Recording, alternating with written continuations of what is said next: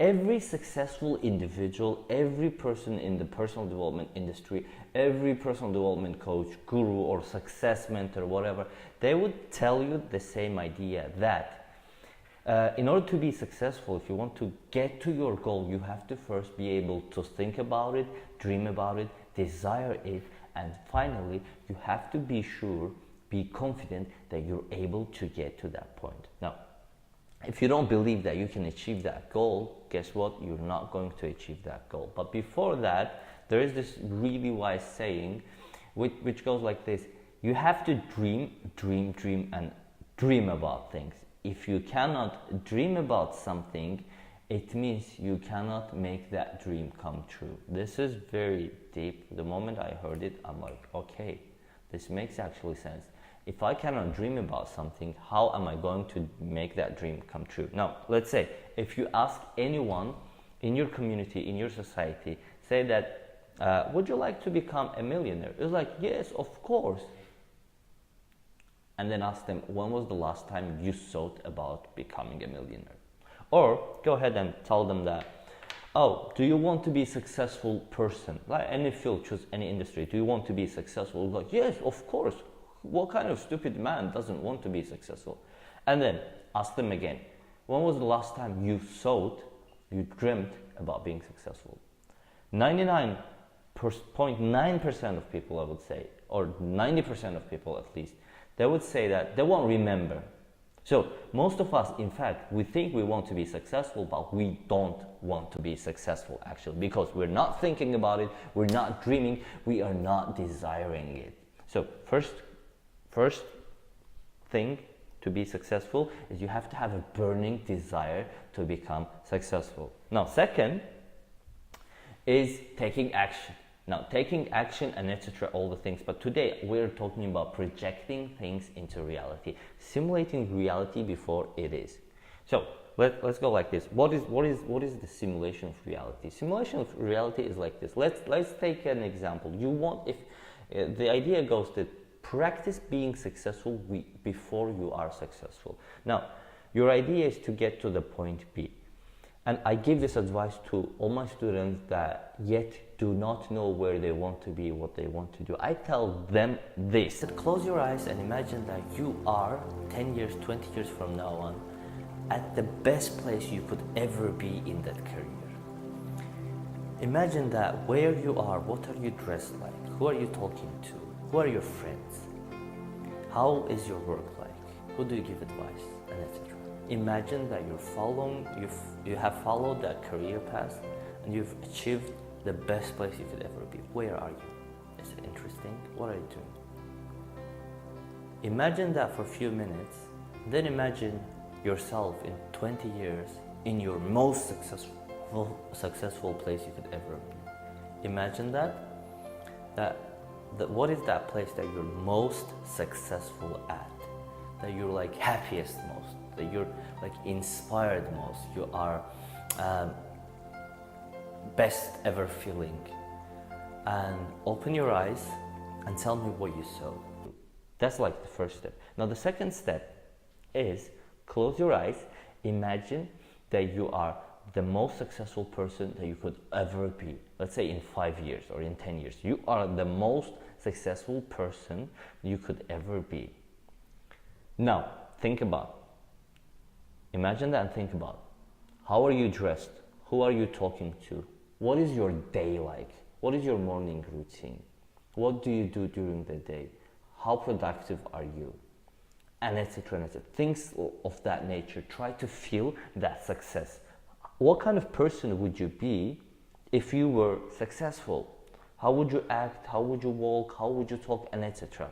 And simulating reality starts with that. You have to practice that emotion, that feeling. Now apply that to your life. What stops you being that person that you are right now? Now, I did the same thing. I set goals that I'm going to be a high achiever, high performer. I'm going to be a very successful person. In order to be that successful person, what can I do? I can apply the same principles to my life right now.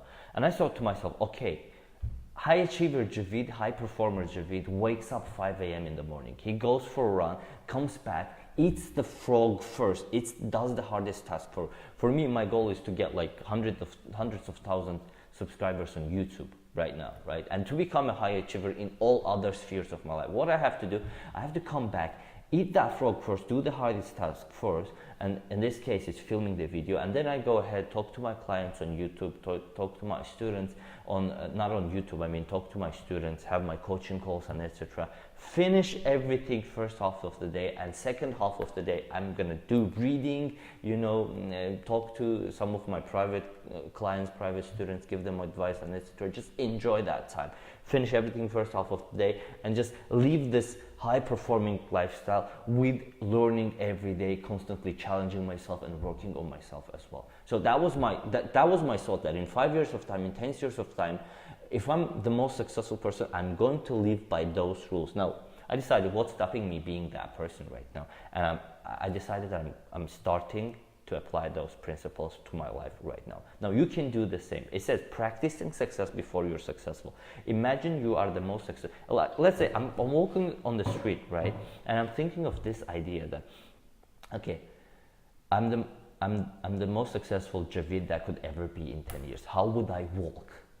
How would I feel? And suddenly my posture changed. I stand straight. I start talking like more confident voice. I start feeling my chin is up. Now I feel more confident because I know that that's the place I can get. That's my dream, and I make that dream, bring that dream to the current reality that I'm in right now, to the current moment. That okay, I don't agree with most of the personal development gurus that are saying that, oh, you want to be a millionaire, go get a Rolls Royce for $100 million before you can afford it and stay in debt. No. I mean, obviously that can work for you because you can already imagine yourself being successful because you're driving the Rolls Royce. It will project into reality. But I say, like, if you can copy those emotions, those behavior, that attitude towards life, that performance productivity, apply it to your current lifestyle, and you will get used to being successful. Another key idea is, let's say if you want to be a chairman of a very successful high company, you want to be a leader, right? You can apply that, practice that principle right now. Go ahead and chair a Toastmasters group. Go ahead and chair a volunteer organization.